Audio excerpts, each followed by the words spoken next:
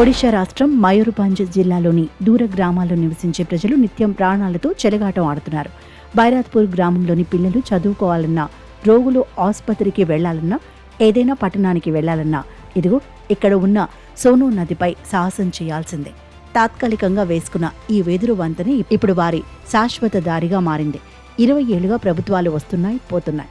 వంతెన కడతామని హామీలు ఇస్తున్నాయి తప్ప అక్కడ ఇటుక పడలేదు.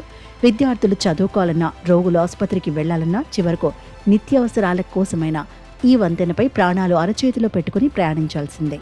వర్షాకాలం వస్తే ఈ గ్రామస్తుల కష్టాలు వర్ణనాతీతం. సోను నది ఉధృతంగా ప్రవహిస్తున్నప్పుడు ఆ వెదురు వంతెనపై అడుగు వేయడం ఆత్మహత్యతో సమానం. అప్పుడు కేవలం 2 కిలోమీటర్ల దూరంలో ఉన్న సౌకర్యాల కోసం గ్రామస్తులు ఏకంగా 25 నుండి 30 కిలోమీటర్ల దూరం చుట్టూ తిరిగి వెళ్లాల్సి వస్తోంది. గర్భిణీలు, అత్యవసర చికిత్స అవసరమైన రోగుల పరిస్థితి అయితే మరీ దారుణంగా ఉంటుంది. సమయానికి వైద్యం అందక అనేక ఇబ్బందులు ఎదుర్కొంటున్నామని 5 పంచాయతీల ప్రజలు ఈ వంతెన శాపం వల్ల విలవిలలాడుతున్నారని స్థానికులు ఆవేదన వ్యక్తం చేస్తున్నారు. ये 2 ब्लॉक को ये जो रोड है, ये बांस का जो बना हुआ पुल है, हॉस्पिटल के लिए जाने के लिए ये मुख्य रास्ता है. तो सारे गांव में जितने लड़के हैं तो उनको मिला के सारे कलेक्शन करके ये बांस का पुल बनाते हैं. जाने आने के लिए 2 ब्लॉक को ये जोड़ता है रास्ता, मेन बीच के ये रोड जो है. तो 15 साल हो गया इसमें सारे प्रशासन आते हैं, नाप जोख करके सारे बना के जाते हैं कि लोगों को बोलते हैं कि ये ब्रिज बनेगा. तो सब बैठे हुए हैं कि कब ये ब्रिज बनेगा, कब ये मतलब हमारे ऊपर ये मुसीबत है. जो बारिश का मौसम आता है तो इसमें ये रास्ता पूरा बंद हो जाता है और हमको हॉस्पिटल जाने के लिए कम से कम 20-25 किलोमीटर घूम के जाना पड़ता है.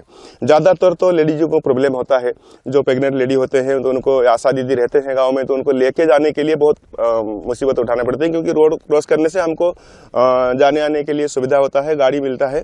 तो ये बात इसीलिए पुल बना है कि हम लोग उस सब जा सके. గోపబంధు నగర్, ఒడల బ్లాక్లను కలిపే ఈ వారధిపై 5 పంచాయతీల జనం ఆధారపడి ఉన్నారు. గడిచిన 15-20 ఏళ్లుగా జిల్లా అధికారుల చుట్టూ, ప్రజాప్రతినిధుల చుట్టూ తిరుగుతున్నా ఫలితం లేకుండా పోయింది. మేము ఓట్లు వేయడానికి మాత్రమేనా మా కనీస అవసరమైన వంతెనను కట్టలేరా అంటూ గ్రామస్తులు నిలదీస్తున్నారు. డిజిటల్ ఇండియా అభివృద్ధి అని చెబుతున్న మాటలు తమ ఊరి పొలిమేర దాటి రావడం లేదని వారు వాపోతున్నారు. ఇప్పటికైనా ప్రభుత్వం స్పందించి శాశ్వత వంతెన నిర్మించకపోతే ఈ ఊగిసలాడే వెదురు కర్రలే వారి తలరాతలుగా మిగిలిపోయేలా ఉన్నాయి.